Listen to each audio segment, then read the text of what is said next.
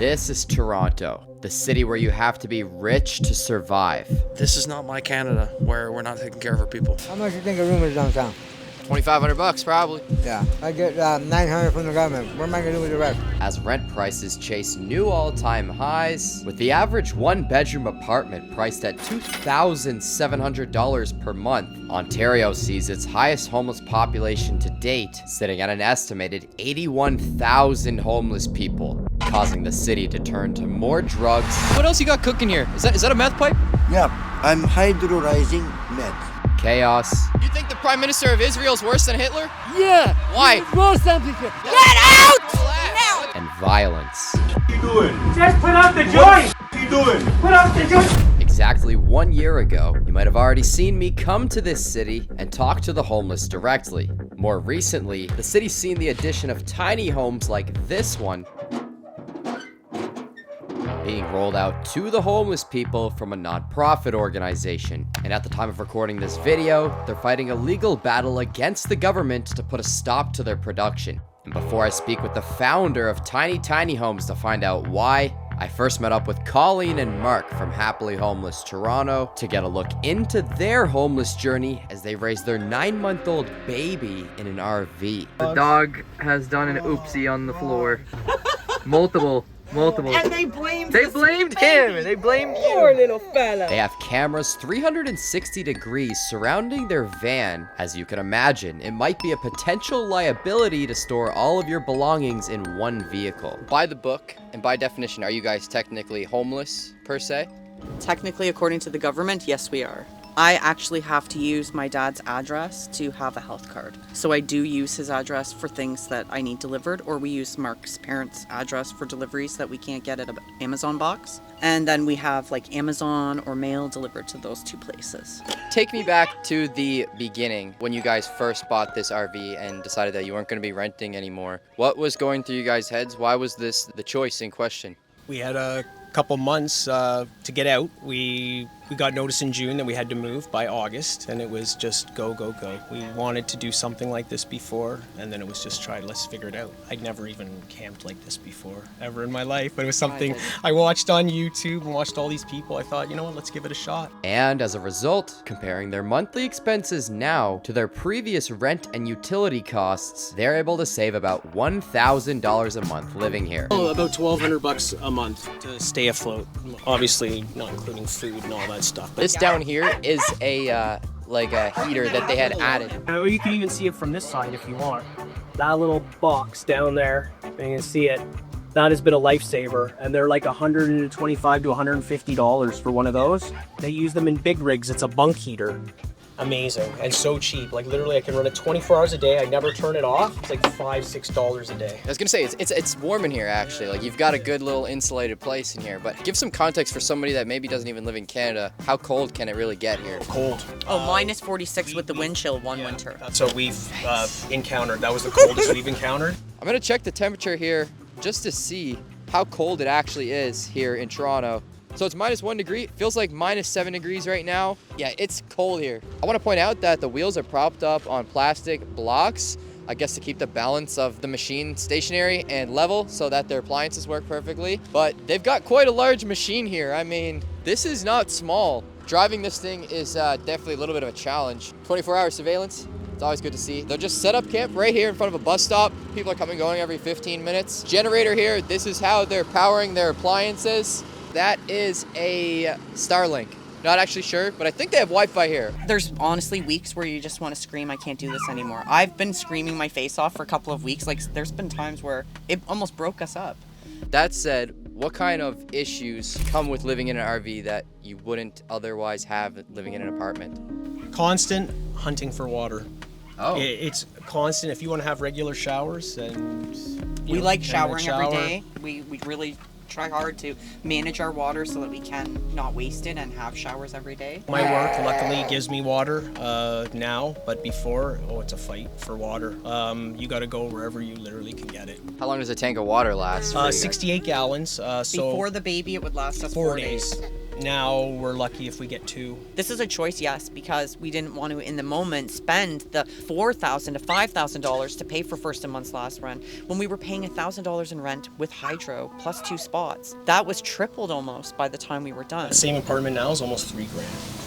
So the apartment we were in for 13 years. 3 years ago is 3 times the amount it was, almost 4 for a 1-bedroom. Yeah, they need to like do a rent lockdown and make rates like a standard cap. I think a lot of price gouging is going in. We would live in a brick and mortar situation if it was clean, if the people cared about their environment, and if it was affordable. But what about these tiny homes? Were people just avoiding rent prices by choosing to live in these too? I said goodbye to Colleen and Mark for now, and as I made my way downtown to the only park that houses the very first tiny homes ever created, I stopped to talk to some other homeless people I saw walking by. How you guys dealing with the snowfall last night?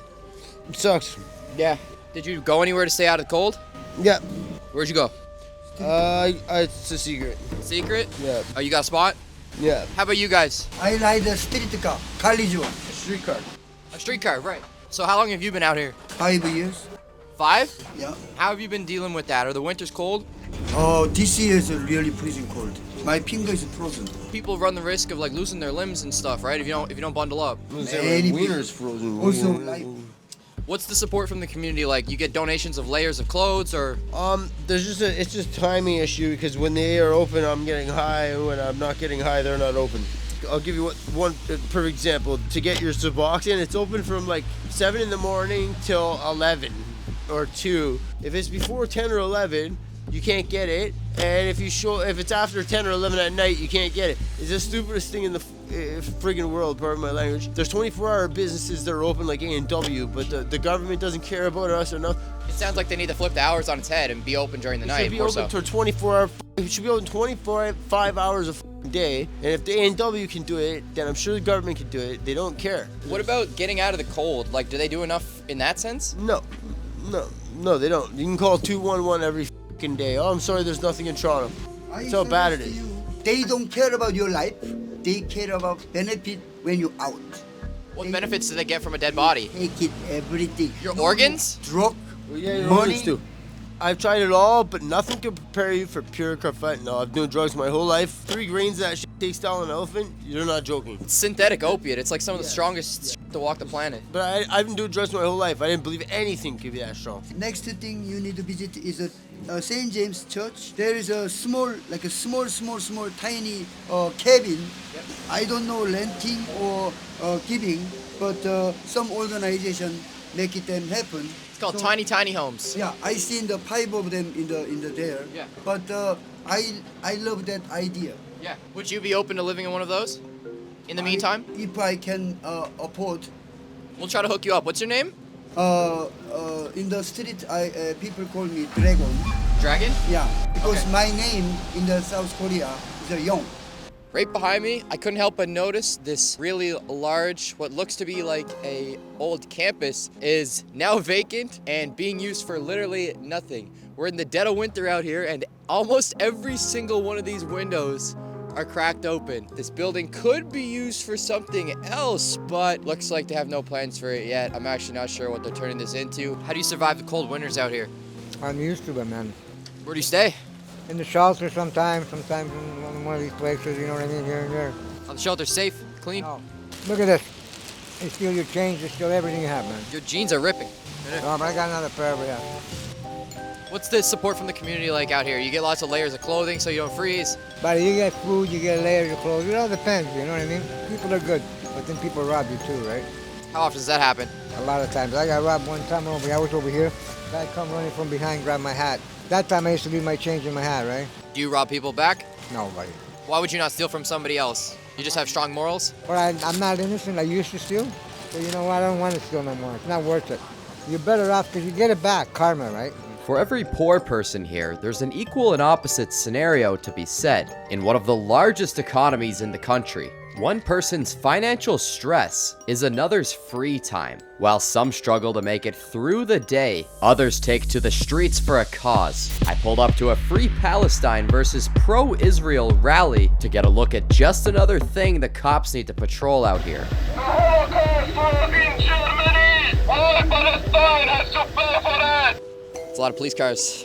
To my understanding, these protests happen every single Sunday for about the last year. And as you can see, we've got 6 cop cars lined up, and I think there is some more over this way. Lots of police officers on standby, making sure everybody's safe, making sure nobody's getting into any altercations. You know anything about what's happening here? No. No? You're just out enjoying your Sunday? Yeah. Okay, you have nothing to do with this? No. Okay, what do you think about it? I mean, everybody entitled to their own rights.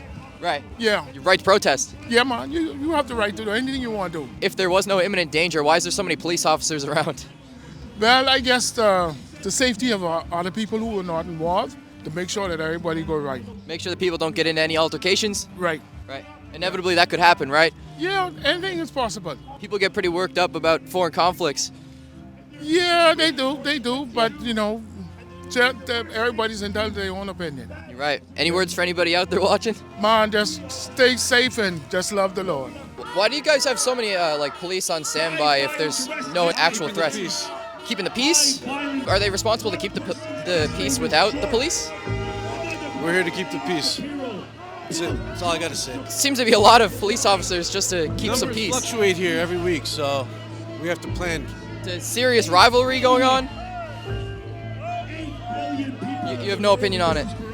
I'm here to keep the peace. Tell me a little bit about this conflict that's been going on here. Basically, there is no conflict actually. Israel support Israel and release the hostages rally. Okay. It began since I believe October 7th, plus minus, every weekend, every Sunday. And those guys appeared like a few months ago. Before it was empty. They appeared. They are like standing here and counter protesting. It's growing in numbers every week. Every week until, as far as I understand, until every hostage, Israeli hostage, will be released. Why is there so many police officers here if there's actually no imminent threat? Because those guys on another side are very aggressive, so they will try to harass Israel on every opportunity. So police is here, do not provide them this opportunity. By the way, you can check police department press release. This Palestinian protest cost to Toronto $1 million a month. Really? Yeah. And how's that? Where are the funds going? It's going to policing because Palestinians, they are protesting also on Sundays in downtown and other places. So just to bring police to police this and make like order, it takes money. People are working overtime, weekends, so it's policing, pure policing, $1 million a month. What would it take to bring these protests to an end? Like some sort of resolution? In my view, it's a political will. So does this just occur till the end of time? Yes. As I got ready to cross the street to talk to some Palestinians on the other side, I was warned by this guy, who said the police might use force to remove me. Hey, how's it going? I've been told that we're not supposed to go to the other side. Is there any reason? I've been told that it's dangerous for the media to go on that side. What difference does it make? Well, members of the media have gotten over to that side in the past. Exactly. We're made for reaching the peace. We're asking the two sides to stay separated. Okay, but you're assuming that I picked this side, though. Well, which side are you on? I'm not on a side. I own a YouTube channel. Go try it out. We'll see how fast we actually get kicked out of this. Maybe this isn't a true North strong and free democratic country. We'll have to find out right now. You have Hitler on your side. Baby killer! Can you explain this? Baby killer! Why is Hitler on this sign? Excellency, this man is worse than Hitler. That motherfucker baby killer. You think the Prime Minister of Israel is worse than Hitler? Yeah. Why? He's worse than Hitler. Because he killed 50,000 civilians, 70,000 children and baby. He's worse than Hitler. What kind of justice would you like to see met? The justice we see in Canada when we have terrorists. Somebody came with a rifle the other day. He was arrested for terrorism during a protest, so we'd like to see some justice. Is protest? Yes, there, sir, yes. Who came with a rifle? Well, are you ready? Okay, so you're not in a safe spot, sir. Thank you. What's that? You're the news guy, right? Do your homework. You don't know who's been arrested here for possession of... I asked the questions. I don't need to do homework. I'm not picking a side. You're not even qualified. Why? You don't know what's been happening on the other side, so please step away. Now! What's wrong with Get that? out! Now! Now! Why are you freaking out? Get out! I'm just asking questions. When it's not going right, let's move over. You You're not being welcomed by them, right? So let's move on. Can you relax? Seriously, relax. Relax. God damn, bro. This is dude. I'm getting kicked out because I don't know my homework about the other side. Yeah, okay, just as I expected. As this guy just said, the policing for these protests is costing the city $1 million a month since October 2023, eroding the same tax dollars that could be going to better use, like keeping the homeless people out of the weather and inside a shelter. And in this city, it's become so bad that the only real solutions to homelessness are being carried out by people like Ryan, the founder of these tiny homes, which have now been ordered a cease and desist by the government itself, demanding a stop to their supply and to be immediately removed from city property. My name's Ryan Donay. I founded Tiny Homes, and we're an organization that's dedicated to relieving some of the poverty in the encampments. Nobody should be sleeping outside. It's pretty cold out here, and we're just trying to make sure that doesn't happen. Tell me about how this all began. What came to you and said that you want to start something like this? So there's another gentleman named Khalil that was making some shelters a couple of years ago. I thought he had a great idea, but I seen some room for improvement. So I started this, and it's come to here. This is the fifth winter that people are outside, so it's not good. It's very, very bad. I mean, if you just look to our left, there's tents everywhere, and this is in every park. I mean, you can't even avoid it, right? Yeah, so it's not just the cost of living. There's multiple different factors, but it's absolutely terrible. People are outside, and we need to support our vulnerable people. Whatever reason the people are out on the streets, we need to have compassion. This is a non-profit. You actually don't make any money off of doing this. No, I don't make any money, and I don't draw a paycheck for building these. Everything with Tiny Homes is completely volunteer run, and we're just working on trying to make sure people stay warm and stay safe. So walk me through some of the engineering of these. I see they've got 4 wheels and they all swivel. How maneuverable are these, and how practical are they to actually live in? Well, to live in them, they have, there's a bed, there's a desk, there's running water, there's a diesel heater, there's solar power. Like, they're pretty well equipped for what they are. The only thing they don't have is a toilet and a shower. But for a toilet, they do have a camping toilet for emergency purposes. Were you behind the designs of these? Yeah, I built it all myself. I like watching tiny home videos on YouTube. In Canada, we got a lot of money here. I don't know about you, but I pay a damn lot of tax.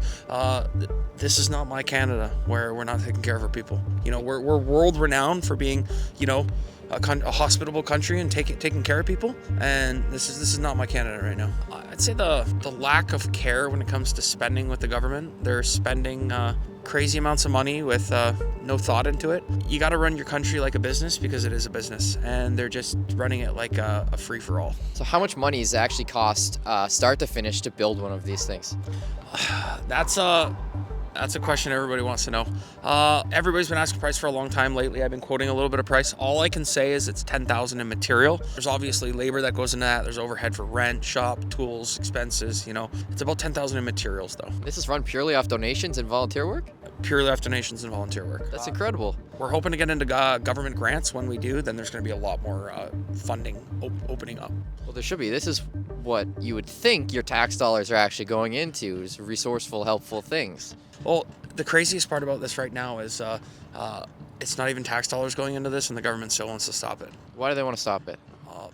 I don't know, whether it's solutions that's working, or because they didn't come up with it, because they're not doing it, because they can't put 17 workers making $100,000 a year to monitor it and waste time and waste money. Maybe it's too efficient. I don't know, but they definitely want to stop it. So are you going to fight hard to keep this going, keep this operation going, and expand this further? I don't want to fight. We don't want to fight. They're going to use my tax dollars to fight me, the money I pay them to deal with services, and they're going to use that money to fight me. This is quite contradictory for a province that, just last year, spent nearly $1 billion in efforts to aid the homelessness. And according to the government, having a tiny home population in a city park raises serious safety concerns, so dangerous that they started legal trouble with Ryan. And you might be wondering, if this is a genuine solution to getting people out of the cold, depopulating encampments, and stopping the plague of people that flock to the underground subway system in the winters, if it's at no cost to the government, why won't they let it stay? I hit the streets of Toronto at night to approach the same park that you seen me standing in earlier to see if it's really as dangerous as the government says. Right now, I'm going to explore the depths of downtown Toronto alone. I wouldn't recommend this to everyone. It's late at night on a Sunday. Things are quieting down and there's less people around here. You do need to watch your back out here and make sure to stay in your own lane because there's a lot of crazy drugged up people out here that you should definitely avoid because it can be scary. Could get robbed, mugged, kidnapped, and it's a cold one out here tonight. So I don't really know who I'm going to run into, but I'm just gonna stay out of the dark alleyways, try to stay out into the light where there's still some people walking around.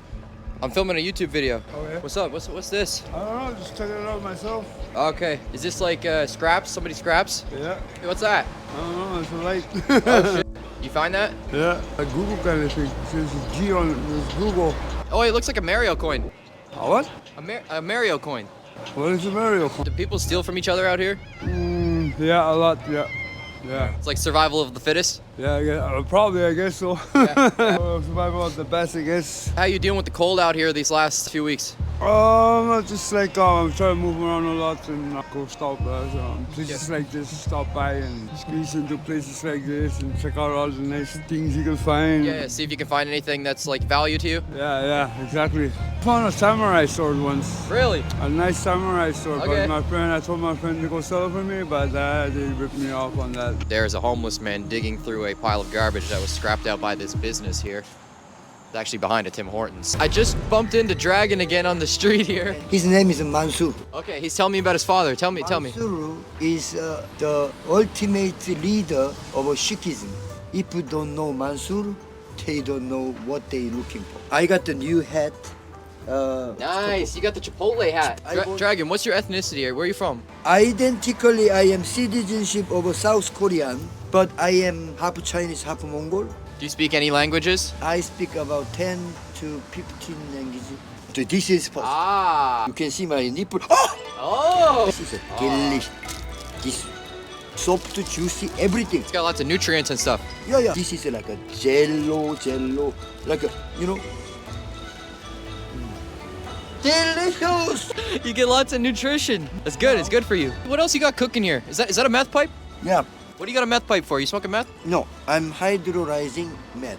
What does that mean? Methamphetamine is a very oily. What kind of drugs can you find out here in downtown Toronto? Everything. I didn't see one thing is ayahuasca. You've seen everything but ayahuasca? Yeah. I experienced the DMT, vape. Ooh, best of the best.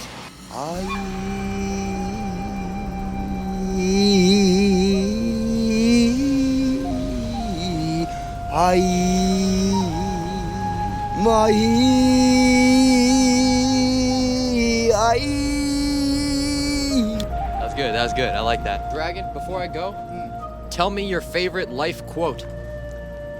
Do the best. You can excuse try.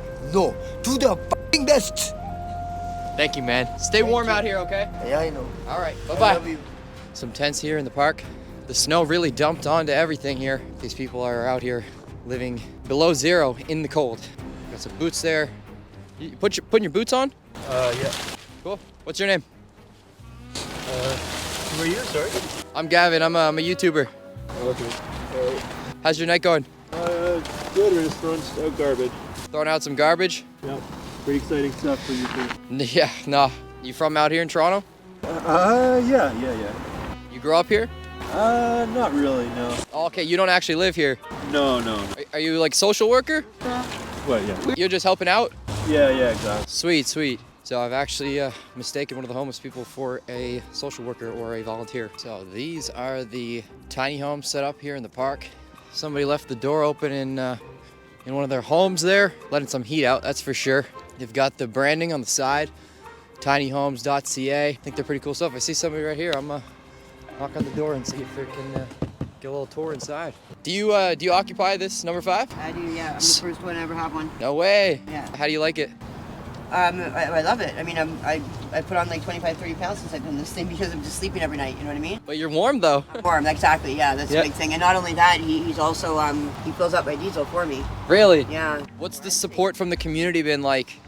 It's a mix. It's a mixed match. There's you know, you have, but you know what? It's like you'll have a couple of people that are against it, but then when you have that one person that supports it, like you know what they say and the support, you don't even think about the ones that aren't. You know. I'm all about it. I think it makes perfect sense. Absolutely, it does. But also too, you have to realize that a lot of it's not so much the homes itself that they're fed up with. It's the mess that the homeless people leave behind. You know what I mean? Like if if it started with this, and it wouldn't be such a big thing. You know what I mean? So do you know your neighbors here? I do, yeah, of course. This one next to me is actually not occupied. Okay, so nobody's in that one. No, because he's doing a third party referrals now. I would assume there's a big wait list for these. Oh yeah, absolutely. Yeah. Yeah. Is this your artwork here? No, this is a friend who did this, and it's funny how much attention this picture got. Yeah, it's great. It's cool. It's cool. Has this given you some hope in a sense? Oh, absolutely, 100%. It's helped me remind me of who I am. You know, like I said, I'd lost control, and that was because I forgot that I protect me and mine, and this is mine. You know, and I haven't had anything really that's mine, right? I wish you the best of luck. Thank you so much. As the government continues to thrash programs like this one, waste money by overstaffing the police, and pursue legal action against heroes that are doing right, the city of Toronto continues to face this highly complex problem. And in the first link in the description, you can donate to Tiny Homes directly. This will go towards build costs, materials, labor, and getting people like Dragon off the streets and out of the cold. The second link's in the description. You can find both the Happily Homeless Toronto YouTube channel as well as their donation link underneath. Thanks for watching, guys. I got some really cool stuff coming. I've been working really hard, so subscribe and I'll see you guys very soon.